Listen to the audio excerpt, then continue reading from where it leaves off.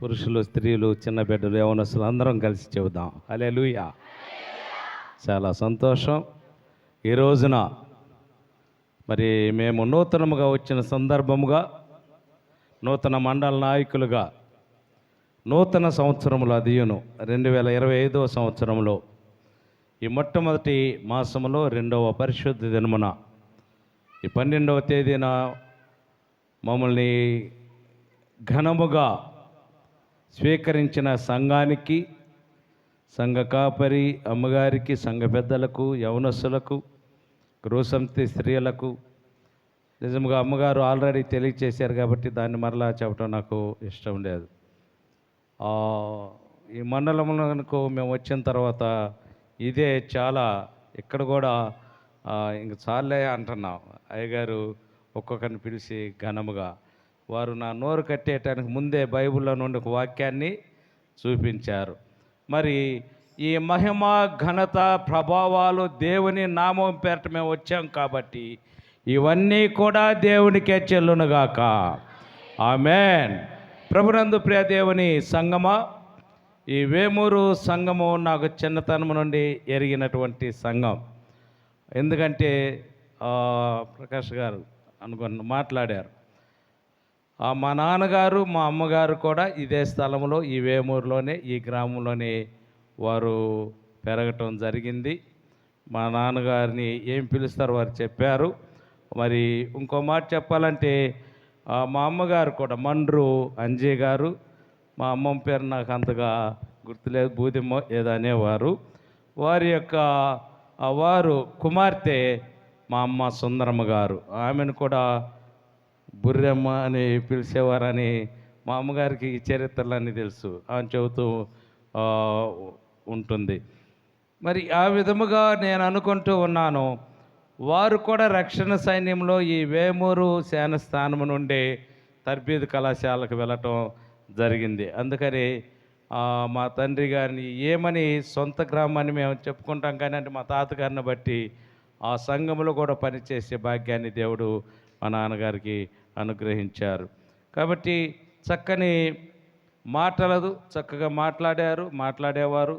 చక్కని పదజాలాలతో, మా పేర్లతో కూడా, మీ సంఘం పేరుతో కూడా చక్కగా వ్రాసినటువంటి టీచర్ గారికి మా హృదయపూర్వకమైన ధన్యవాదాలు చెల్లిస్తూ ఉన్నాను.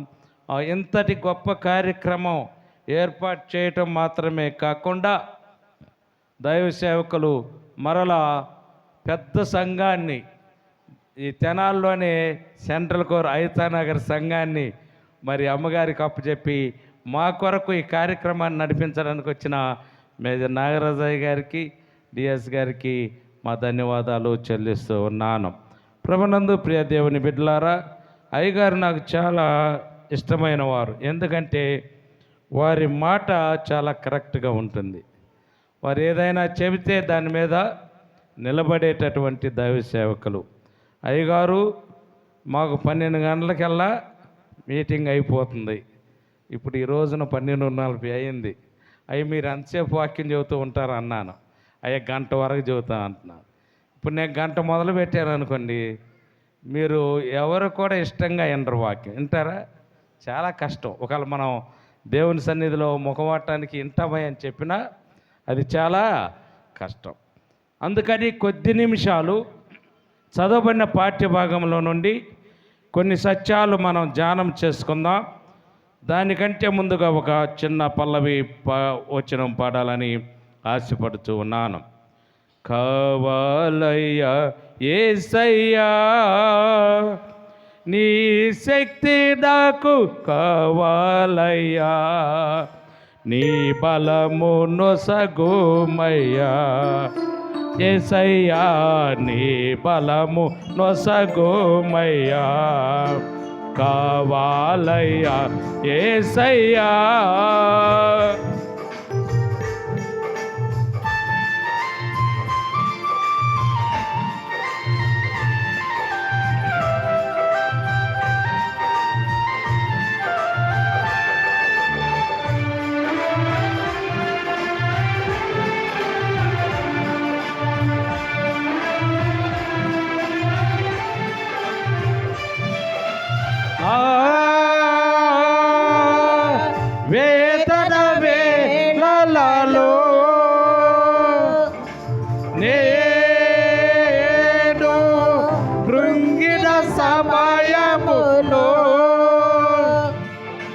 నన్నాదరించుమయ్యా యేసయ్యా నన్ను లేవనెత్తుమయ్యా నన్నాదరించుమయ్యా యేసయ్యా నన్ను లేవనెత్తుమయ్యా కావాలయ్యా యేసయ్యా నీ శక్తి నాకు కావాలయ్యా నీ బలమును సగుమయ్యా యేసయ్యా నీ బలమును సగుమయ్యా. హల్లెలూయా. అందరం కూడా దేవుని సన్నిధిలో ఉన్న ప్రతి ఒక్కరం కూడా వ్యక్తిగతముగా పరిశుద్ధాత్మ దేవుని ఆహ్వానిద్దాం. మా మీదికి అనే కంటే నా మీదకి నీ పరిశుద్ధాత్మను పంపమని ప్రతి ఒక్కరం ప్రార్థన చేద్దాం.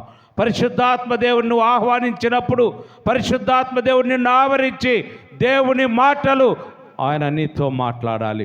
ఈ స్థలము నుండి నిన్ను ఆశీర్వదించి పంపించాలి. నువ్వు ఏ ఉద్దేశములతో వచ్చావో, ఎలాంటి సమస్యలతో వచ్చావో, ఎలాంటి కోరికలతో వచ్చావో అవన్నీ కూడా దేవుడు సిద్ధింపచేసి నిన్ను పంపించాలి. ప్రతి ఒక్కరం పరిశుద్ధాత్మ దేవుని ఆహ్వానిద్దాం, వ్యక్తిగతంగా ఆహ్వానిద్దాం. పరిశుద్ధాత్మ దేవా నా మీదకి దిగిరమ్మని ప్రార్థన చేద్దాం. పరిశుద్ధాత్మ దేవుడా, ఈ సమయంలో నా ప్రభువా నిన్ను ఆహ్వానిస్తూ ఉన్నాను. నా మీదకి నీ పరిశుద్ధాత్మను పంపించండి. నేను కాదు నా ప్రభువా, నీ సంఘముతో నీ బిడ్డలతో మీరు మాట్లాడండి. వినగలిగిన చెవులు, గ్రహించగలిగిన హృదయం నీ బిడ్డలకు దయచేయండి.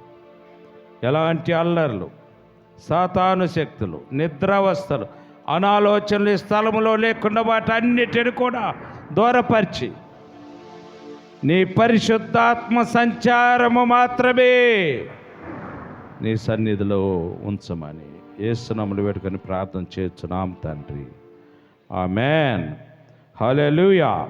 ఎంతమంది పరిశుద్ధాత్మ దేవుని ఆహ్వానిస్తూ ప్రార్థన చేశారో వారు మాత్రమే ఒకసారి గట్టిగా హల్లెలూయా చెబుతారు. హల్లెలూయా. చాలా సంతోషం. వేమూరు సంఘము చాలా బాగున్నది. చాలామంది ప్రజలు అయ్యగారు చెప్తూ ఉన్నారు, అయ్యా నా మందిరం నిండిపోతుంది, ఇంకా బయట కూడా కూర్చుంటూ ఉంటారు అని. దాన్ని కల్లారా చూసే భాగ్యాన్ని దేవుడు నాకు ఇచ్చాడు. చదువుకున్న పాఠ్యభాగము మీరందరూ కూడా మరి బైబిల్ ఎంతమంది బైబిల్ తీసుకొని వచ్చారు ఒకసారి చూపిస్తారా ఏమనుకోకుండా?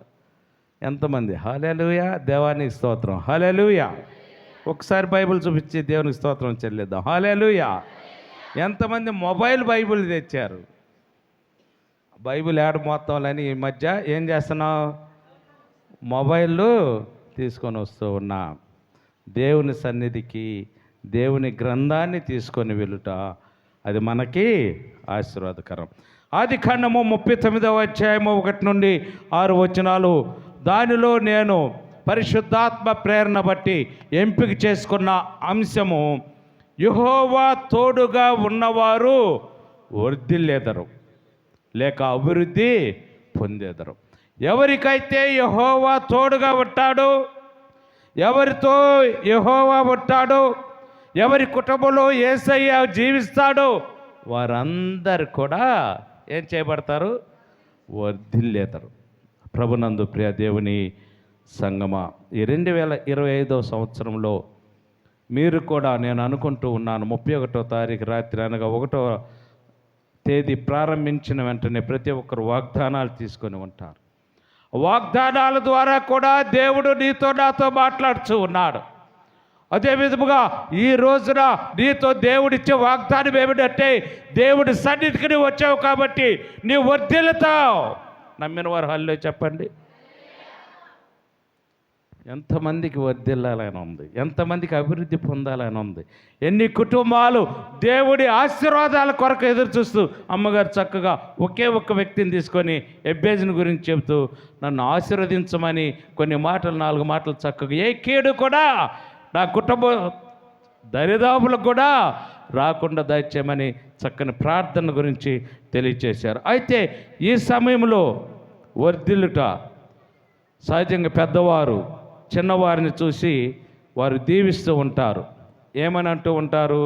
నిండు నూరేళ్ళు ఆయురారోగ్యాలతో వర్ధిల్లని పెద్దవారు చిన్నవారిని దీవిస్తూ ఉంటారు. ఈ రోజున తండ్రి కుమార పరిశుద్ధాత్మ నామములో మీరందరూ కూడా వర్ధిల్లాలి. ఆ విధమైనటువంటి దీవెనలు మీరు పొందాలని నా యొక్క ఆశ ఉన్నది.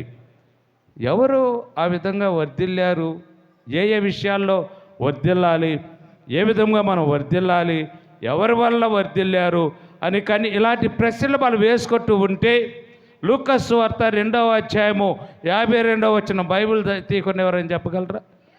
యేసు జ్ఞానమందును వయసునందును దేవుడి ఇంకా మనుషుల దయందును ఏం చేస్తూ ఉన్నాడు? హల్లెలూయా. యేసుక్రీస్తు వారిని దేవుని యొక్క ఉచితమైన కృపను బట్టి ఈ లోకానికి రక్షకుడుగా పంపించాడని మనం అందరం కూడా గత నెల రోజుల ఆరాధన జరుపుకొని క్రిస్మస్ జరుపుకొని ఉన్నాం. అలాంటి దేవుడి కుమారుడిగా వచ్చినటువంటి దేవాతి దేవుడి రూపంలో వచ్చినటువంటి యేసుక్రీస్తు వారు కూడా ఏ విధముగా వర్ధిల్లుచూ ఉన్నాడంటే, ఒకటేమో దేవుని దయ, మనుషుల దయ, జ్ఞానముతో వయసునందు కూడా వర్ధిల్లుచూ ఉన్నట్లుగా లూకా సువార్త 2వ అధ్యాయము 52వ వచనంలో మనం చూడగలం. అయితే పరిశుద్ధ గ్రంథంలో ఎవరెవరు ఏ విధముగా వర్ధిల్లారు? మొట్టమొదటిగా చూసినట్లయితే యోసేపును మనం ఆలోచన చేస్తే యోసేపు ఎక్కడ వర్ధిల్లాడంటే ఒక ఐగుప్తుని ఇంట వర్ధిల్లినట్లుగా యవనస్తురాలు బైబిల్ చదవగా మనం విన్నాం. అంతేనా? ఆయన ఏ ఇంట వర్ధిల్లింప చేయబడ్డాడు, ఆయన ఏ ఇంట బాగా అభివృద్ధి చెందాడు. ఇంకోటి అంతేకాకుండా మన వాక్యాన్ని చదివించడానికి నాకు సమయం లేదు, కానీ ఆ వాక్యం మనం చదువుకుంటూ పోతే ఐగుప్తుడు ఏం చేస్తాడంటే తనకు అప్పచెప్పటానికి తనకేమీ ఉంచుకొనకుండా సమస్తం కూడా ఎవరికి అప్పగించాడు? యోసేపుకి అప్పగించాడు. యోసేపుని గురించి మన అందరికీ తెలిసిన విషయాలే. సొంత అన్నదమ్ముల చేత ద్వేషించబడినవాడు, సొంత అన్నల చేత గోతిలో త్రోయబడినవాడు, వారి చేతే మరల తండ్రికి అబద్ధాలు చెప్పి ఆయన చనిపోయాడు అని అలాంటి మాటలు చెప్పబడ్డ ఈ యోసేపు ఈ రోజున ఏ విధముగా ఉన్నాడు అంటే ఒక ఐగుప్తుని ఇంటిలో ముఖ్య పాత్ర వహించేవాడుగా. ఎవరిని బట్టి?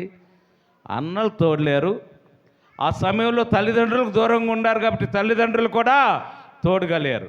దేవుడు మనకు ఎల్లప్పుడూ, దేవుడు మనకు ఎల్లప్పుడూ తోడుగానున్నాడు.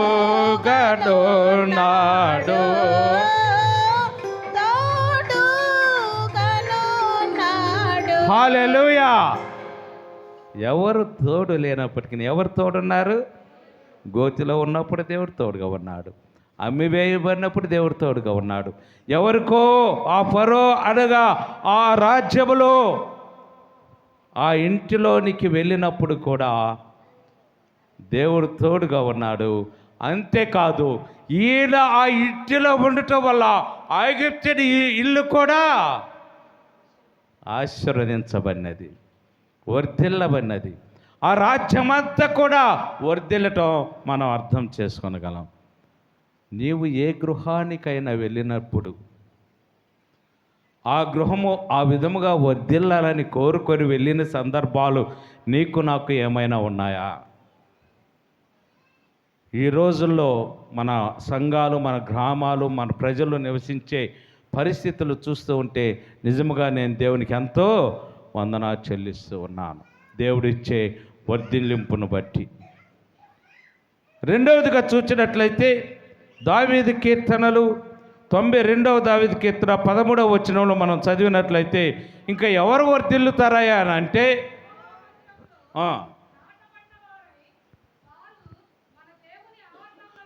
దేవుని ఆవరణములలో వర్ధిల్లుదురు.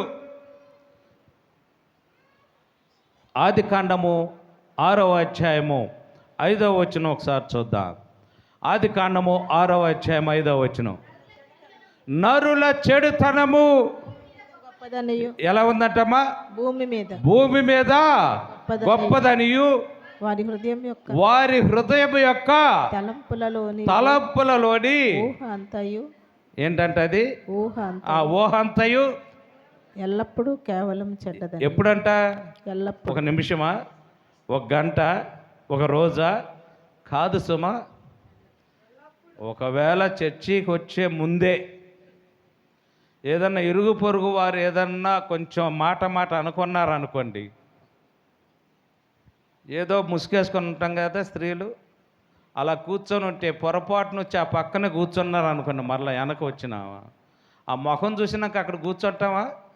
అవసరమైతే మళ్ళీ ఇక్కడ కూడా ఇక్కడే కూర్చోవాలి, ఈ ముఖమే చూడాలని ఒక 10 లైన్లు అవసరమైతే వెనక్కి వెళ్ళి కూర్చుంటాం. అంటే దేవుని సన్నిధిలోకి వచ్చిన సమాధాన పడే మనసు మనకి రానే రాదు.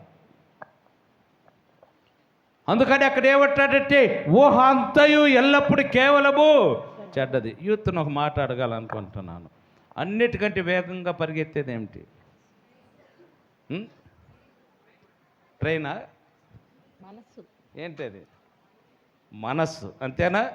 బ్రెయిన్ అంటున్నట్టున్నారు మీరు కదా, చాలా సంతోషం. మనసు. ఇక్కడే ఉంటాం, అమ్మో ఇంటి దగ్గర ఏమవుతుందని చెప్పు ఉంచారు అయ్యగారు. ఇక్కడే ఉంటాం, ఇంకెంతసేపు మా కడుపులు కాలిపోతున్నాయే. ఇక్కడే ఉంటాం, ఎక్కడెక్కడో మనసుకు పంపిస్తాం. అందుకని అక్కడ ఏమంటాడంటే మీ ఊహ అంతయు కేవలము చెడ్డదనియు. 11-12 వచనాలు చూద్దాం అదే అధ్యాయంలో. భూలోకము దేవుడి సన్నిధిని చెడిపోయి ఉండాను. భూలోకము బలత్కారముతో నిండి ఉండెను. దేవుడు భూలోకమును చూచినప్పుడు అది ఎలా ఉందంట? అంతేకాదు సుమ, సమస్త శరీరులు కూడా తమ మార్గాల్ని,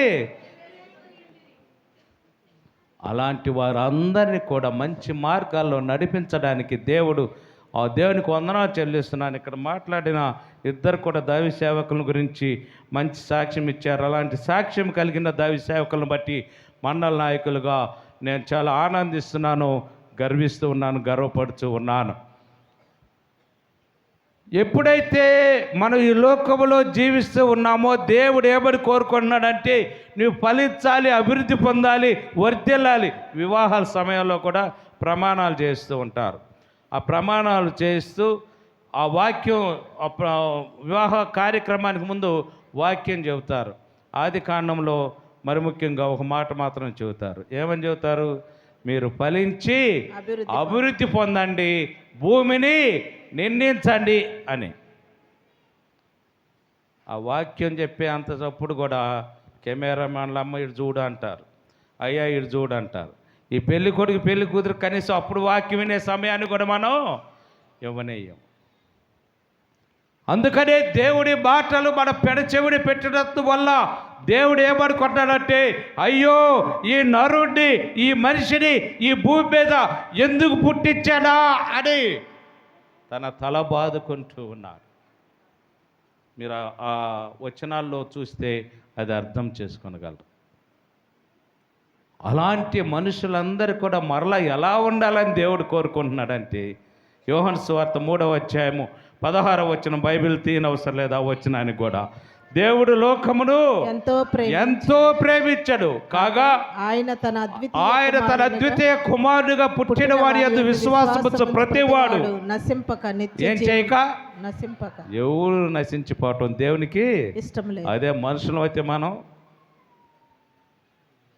ఇది దేవుని ఆవరణము అని చెప్పుకుంటున్నా, ఇది దేవుని సన్నిధి అని మనం చెప్పుకుంటున్నా. ఇందాక చదువుకున్న వాక్యంలో చూస్తే దేవుని సన్నిధి ఎలా అయిపోయిందంట? చెడిపోయి ఉండేను అని చెప్పుకుంటున్నా. దేవుని ఆవరణములో, దేవుని మందిరములో ఆత్మీయంగా బలముగా నీవు స్థిరపరచబడినట్లయితే నీవు ఏ విధముగా ఉంటావంటే వర్ధిల్లుతావు అని కీర్తనలు 92:13 మనం చూసుకుంటూ ఉన్నాం. అంతేకాదు సామెతలు 2:7 కూడా యథార్థముగా మనం జీవించినప్పుడు దేవుడు నిన్ను నన్ను వర్ధిల్ల చేస్తాడు. ఎంతమంది ఆ విధముగా యథార్థమైన జీవితము జీవించడానికి ఇష్టపడుతూ ఉన్నా? మూడవదిగా చూస్తే నీతిమంతులు వర్ధిల్లెదరు. సామెతలు 11:10 చూచినట్లయితే నీతిమంతులు వర్ధిల్లురు. మరి అదే విధముగా బైబిల్లోని చూస్తే నీతిమంతుడు లేడు, ఒక్కడను లేడు. అందరూ పాపము చేసి దేవుడు అనుగ్రహించు మహిమను పొందలేకపో. మరి ఎవరు నీతిమంతుడు? ఇందాక చక్కగా ఎవరు మాట్లాడుతూ చెప్పారు. ఒకే ఒక్కడు. ఎవరయ్యా నీతిమంతుడు అంటే యేసుక్రీస్తు వారు. ఆయన నీతిమంతుడు కాబట్టి మనము కూడా ఆ నీతిని అనుసరించి నడవడానికి విశ్వాసులుగా దేవుడు ఏర్పాటు చేసుకున్నాడు. ఎవరైతే నీతిమంతులుగా ఉంటారో వారు వర్ధిల్లుదురని కీర్తనలు 72:7 కూడా మనం చూడగలం. యోబు గ్రంథము 8వ అధ్యాయము 6వ వచనం ఒకసారి చూచినట్లయితే, యోబు గ్రంథము 8వ అధ్యాయము 6వ వచనం.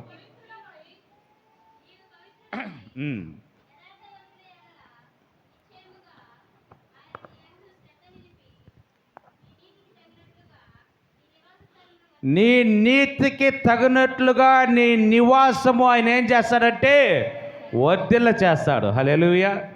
మనం ఇదివరకు బహుశా మన సంఘంలో కూడా పూరిళ్ళు ఉండేవి. ఇప్పుడు జనరేషన్కి తెలియపోవచ్చు, కానీ ఆ పూరిల్లో కూడా ఎలా ఎంత తలుపులు పెట్టుకున్నా ముందేమో మనం బాగా వంగని వెళ్ళాలి, ఆ తర్వాత తలుపు ఉండే ద్వారం. బహుశా పెద్దవారు చెప్పగలరు అలా. అదే ఇప్పుడు మనం చూసినట్లయితే ఎలాంటి గృహాల్లో ఉంటున్నాం? మనం మంచి డాబాల్లో ఉంటున్నాం.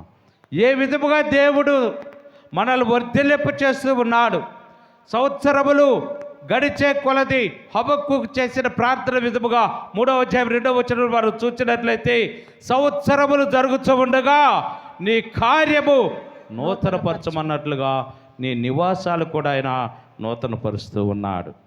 ప్రభునందు ప్రియ దేవుని బిడ్డలారా, కీర్తనలు 22వ దావీదు కీర్తన 29లో చూచినట్లయితే, భూమి మీద వర్ధిల్లుచున్నవారు అనేకులు ఉన్నారు. ఏ విధముగా? వ్యవసాయం చేసేవారు, కష్టపడి కూలి పని చేసేవారు, వాహనాలు నడిపేవారు, అంతేకాకుండా వ్యాపారాలు చేసేవారు, ఏ వృత్తిలో ఉన్నప్పటికీ మరి భూమి మీద వర్ధిల్లుచున్నవారు కూడా అనేకులు ఉన్నట్లుగా మనం చూడగలం. ఇంకనూ మనం ఆలోచన చేసినట్లయితే, ప్రభునందు ప్రియ దేవుని సంగమా, దావీదు వర్ధిల్లాడు. ఏ విధముగా వర్ధిల్లాడని మనం ఆలోచన చేస్తే 2వ సమూయేలు గ్రంథము 5వ అధ్యాయము 10వ వచనంలో చూస్తే, దావీదు అంతకంతకు వర్ధిల్లాడు. ఎక్కడ అసలు దావీదుని గురించి మనం ఆలోచన చేస్తే, ఆయన ఎక్కడో గొర్రెలు తండ్రే చెప్పాడు, అయ్యా వీరేనా నీ కుమారులు, ఇంకెవరు లేరా అంటే, ఇంకొకడు ఉన్నాడయ్యా, ఏం చేస్తున్నాడు? గొర్రెల కాపరి. ఆయన గొర్రెలు కాస్తూ ఉన్నాడు. గొర్రెలు కాచే ఈ దావీదు అంతకంతకు ఎంతగా వర్ధిల్లాడంటే, ఒక మహారాజ సింహాసనాన్ని అధిష్ఠించేంతటిగా ఆయన వర్ధిల్లింప చేయబడ్డాడు. ఈ నూతన సంవత్సరంలో మనం ఒకసారి ఆలోచన చేద్దాం. మన సంఘములో నుండి, మన కుటుంబాల్లో నుండి, మన బిడ్డలు కూడా మన సంఘములో, మన గ్రామంలో, మన పట్టణంలో, మన పరిసర పట్టణాలు, బహుశా తెనాలి, గుంటూరు ఇలాగే కాకుండా ఇతర దేశాల్లో కూడా పనిచేసే బిడ్డలు లేకపోలేదు. ఇతర దేశాల్లో చదువుకునే బిడ్డలు లేకపోలేదు. ఎందుకంటే యెహోవా మీ కుటుంబాలకి తోడుగా ఉంటున్నాడు కాబట్టి మీరు మీ నివాసములతో పాటు మీ గృహాలు కూడా ఆ విధముగా వర్ధిల్లుచు ఉన్నాయి. ఎక్కడో ఉన్న గొర్రెల కాపరి దావీదు ఆశీర్వదించబడ్డాడు. వేమూరులో ఉన్న బిడ్డలు ఆ విధముగా ఆశీర్వదించబడటానికి మనకు కావాల్సింది ఏమిటంటే, యెహోవా తోడు మనకి అవసరమై ఉన్నది. ఎంతమంది ఆయన తోడు కావాలని కోరుకుంటూ ఉన్నా ఒకసారి ఆలోచించేద్దాం. ప్రభునందు ప్రియ దేవుని బిడ్డలారా, ఒక్కసారి ఒక దేవుని మందిరమును ఎవరైతే ప్రేమిస్తారో వారు వర్ధిల్లుతారు. 122వ దావీదు కీర్తన 6వ వచనం చూస్తే, యెరూషలేమా నిన్ను ప్రేమించువారు వర్ధిల్లుదురు. ఎవరైతే యెరూషలేమును ప్రేమిస్తారో వారు వర్ధిల్లుదురని వాక్యంలో మనం స్పష్టంగా చదువుకుంటూ ఉన్నాం. ఎవరైతే దేవుని మందిరమును ప్రేమిస్తారో వారు వర్ధిల్లుతారు. ఎవరైతే దేవుని మందిరముడు అది దేవుని మందిరముగా పరిగణిస్తారో వారు వర్ధిల్లుతారని మీకు తెలియచేస్తూ ఉన్నాను. అందుకని ఒక భక్తుడు చక్కగా పాట పాడుతూ ఉంటాడు. పరమ యెరూషలేమా పరిశుద్ధ భూషణాలతో వరునికై అలంకరించే సిద్ధపడే వధువు సంగమా. ఆమెన్ హల్లెలూయా, ఆమెన్ హల్లెలూయా,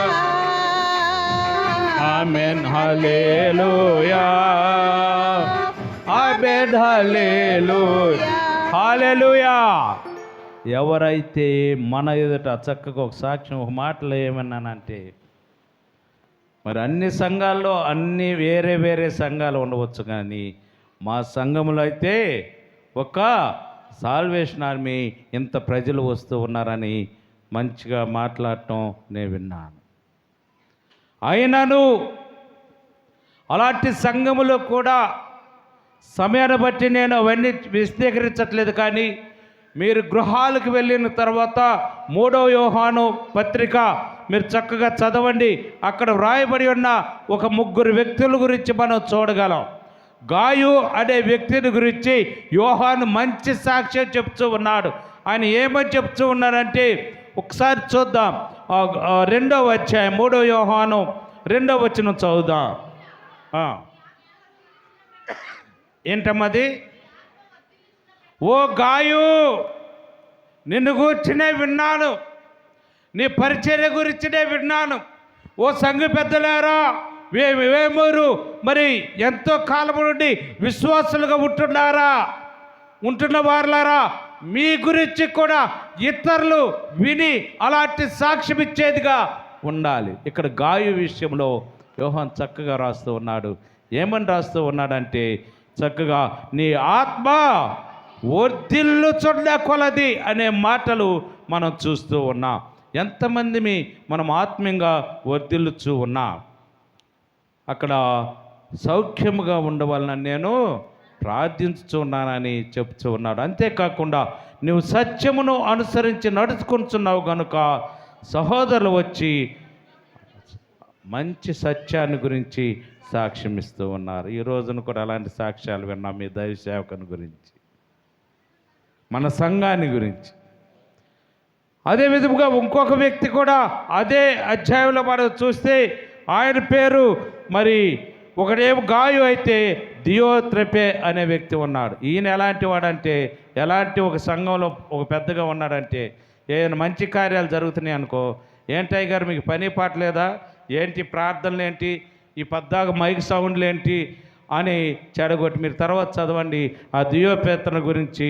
మీరు 9 నుండి 11 వచనాలు చదివితే విశ్వాసులు కూడా చెడగొట్టేటటువంటి స్వభావం కలిగిన వాడుగా ఉన్నాడు ఈ దియోత్రెపే.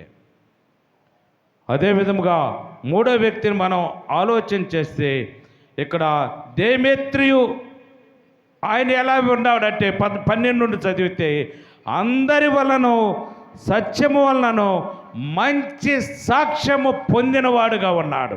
హల్లెలూయా.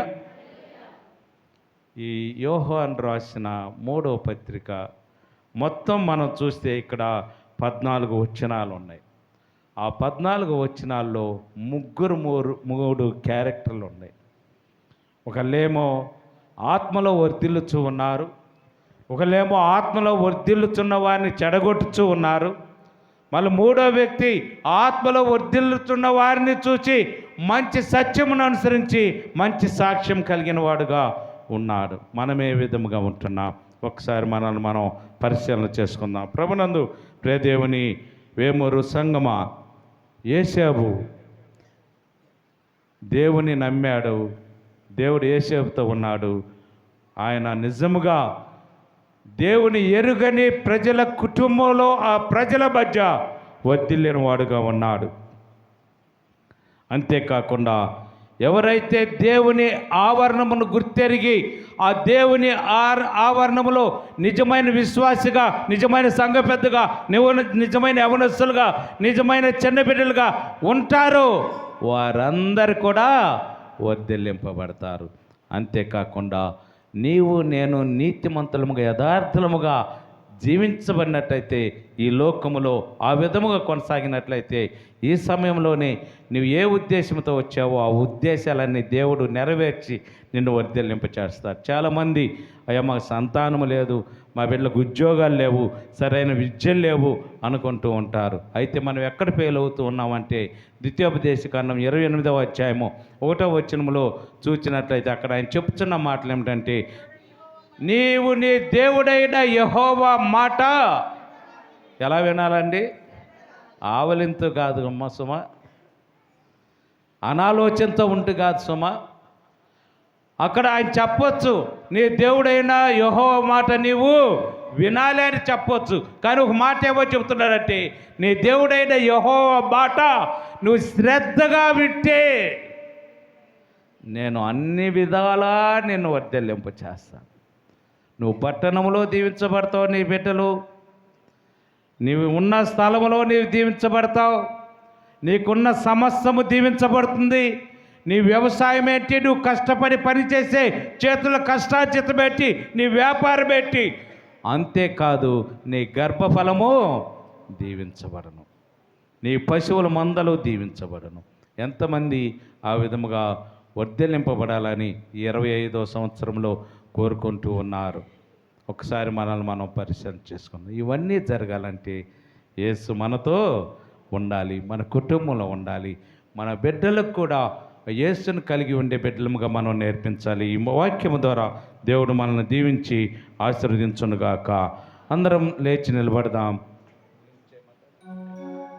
ప్రార్థన చేసుకుందాం. అందరం లేచి నిలబడదాం, పరిశుద్ధాత్మ దేవుని ఆహ్వానిద్దాం. నేను కృపాపీఠం మీదకు రమ్మని ఆహ్వానించట్లేదు, కానీ నీవున్న స్థలములో ప్రభువా ఈ రోజున నేను ఈ స్థలం నుండి వెళ్ళే ముందుగా నీ వాక్యాన్ని విన్నాను. నిజముగా నా తండ్రి యోసేపు బహుగా వర్ధిల్లాడు, నేను కూడా అదే జీవితంలో కలిగి ఉండేలాగా నన్ను ఆశీర్వదించమని ప్రార్థన చేద్దాం. అందరము ప్రార్థన చేద్దాం. నేను నీతిగా ఉంటే, యథార్థముగా ఉంటే నేను ఈ లోకములో ఆశీర్వదించబడతాను. దేవుని మందిరముగా, దేవుని ఆవరణము చుట్టూ కూడా నేను విశ్వాసిగా ఉండి ఇంకా ఇతరులు కూడా ఆకర్షించబడే విధముగా అలాంటి ఆవరణముగా నా మందిర ఆవరణములో నాటబడిన మొక్కవాలే నేను ఉండటానికి సహాయం దాచేయమని ప్రార్థన చేద్దాం. ఏదో దేవుని సన్నిధికి వచ్చాము వెళ్ళామని కాదు, కానీ దైవ సేవకులు చేస్తున్న ఆ సేవ ప్రయాస వ్యర్థము కాకుండా ఉన్నట్లు మనం ప్రార్థన చేద్దాం. అయ్యా నాకు ఈ విషయంలో నాకు వర్ధిల్లింపు కావాలనుకునేవారు మీ కుడి హస్తాలు దేవుని వైపు చూపించండి. దేవుడు నీ హస్తాన్ని పట్టుకొని నిన్ను ఆశీర్వదించడై ఉన్నాడు, నిన్ను వర్ధిల్లింపు చేయడై ఉన్నాడు, నీ కుటుంబాన్ని దీవించడై ఉన్నాడు. ఈ నూతన సంవత్సరంలో నూతన మేలులతో నీ హృదయాన్ని నింపి నిన్ను పంపించనై ఉన్నాడు. ఒకవేళ దీర్ఘకాల వ్యాధులతో బాధపడుతూ ఉంటే నిన్ను స్వస్థపరచనై ఉన్నాడు. అలాంటి దేవుణ్ణి మనం ప్రార్థించే వారముగా ఉంటూ ఉన్నామా? ప్రతి ఒక్కరూ దేవునితో తీర్మానం చేసుకుందాం. ఇక్కడ మండల నాయకులు, సేవకులు అని కాదు, కానీ దేవునితో తీర్మానం చేసుకుందాం, ప్రార్థన చేసుకుందాం. మహాగణుడా, మహోన్నతుడా, జీవాధిపతి, నీ పాదములకు వందనాలు, స్తోత్రాలు. నీ మందిరములో ఉన్న ప్రతి బిడ్డ ప్రభు నీ సన్నిధిలో తిరిగి తీర్మానం చేసుకుంటున్నారు, ప్రతిష్ఠ చేస్తూ ఉన్నారు ప్రభు. వారిని మీరు దీవించండి, ఆశీర్వదించండి. మా బ్రతుకులు ఎలా ఉన్నాయో మమ్మలను మేము పరిశీలన చేసుకున్నట్టుకు నీ కృపను దయచేయండి. మీ ప్రేమ మా పైన హెచ్చుగా ఉన్నది కరైనా నీకు వందనాలు. ప్రతి ఒక్కొక్కరిని మీరు బలపరచండి. నీ మందిరములకు రాలేక వెనుకబడిన బిడ్డలను కూడా మీరు దీవించండి. బలహీనముగా ఉన్నటువంటి వారిని స్వస్థపరచండి. ఉద్యోగాలు లేనటువంటి వారికి ఉద్యోగాలు దయచేయండి. యవనస్తులైన బిడ్డలకు వివాహం కావలసి ఉండగా వారికి వివాహాలు సమకూర్చమని అడుగుతున్నాం. సాటి అయిన సహాయాన్ని మీరు ఏర్పాటు చేయండి అయ్యా. తల్లిదండ్రులను మీరు దీవించండి, బిడ్డలను మీరు ఆశీర్వదించండి. ఈ సంఘ కాపరిని, అమ్మగారిని, బిడ్డలను దీవించమని అడుగుతున్నాం ప్రభు. ఈ సమయంలో డిఎస్ గారిని కూడా జ్ఞాపకం చేసుకుంటున్నా, వారి కుటుంబాన్ని దీవించండి. ఇక్కడ ఉన్నటువంటి ప్రతి ఒక్కొక్కరిని ప్రభు మీరు బలపరచమని అడుగుచున్నా. విన్నటువంటి వాక్యం వృధాగా పోక వారి హృదయాల్లో ఫలించుటకు సహాయం చే నీ పరిశుద్ధాత్మతో అభిషేకించి ఆశీర్వదించమని యేసయ్య నామమున అడుగుచున్నాం తండ్రి, ఆమేన్. ఆశీర్వాదంబుల్ మా మీద వర్షింపచేయుమిసా, ఆశతో నమ్మియున్నాము నీ సత్య వాగ్దానము. ఈ మహిమీద కృమ్మరించుము దేవా, క్రమ్మర ప్రేమ వర్షము కృమ్మరించుము దేవా. తండ్రి అయిన దేవుని ప్రేమ, కుమారుడైన యేసుక్రీస్తు వారి కృప, పరిశుద్ధాత్మిక అన్యోన్య సహవాసము కాపుదల నీ మందిరంలో చేరిన ప్రతి బిడ్డకు రాలేనటువంటి వారికి ఈ గ్రామ ప్రజలకు సదాకాలం మీ కృపతోడైనగాక. ఆమేన్. హల్లెలూయా. అందరికీ వందనాలు. నిజంగా మరి ఒకసారి దుగ్గిరాల సంఘాన్ని కూడా ఈ స్థలానికి పిలిచి యవనస్తులను చక్కని స్వాగతాన్ని ఏర్పాటు చేశారు. మీ అందరికీ పేరు పేరున నా వందనాలు. దేవుడు మిమ్మల్ని అందరినీ నూతన సంవత్సరంలో ఆశీర్వదించి అభివృద్ధి పరచునుగాక.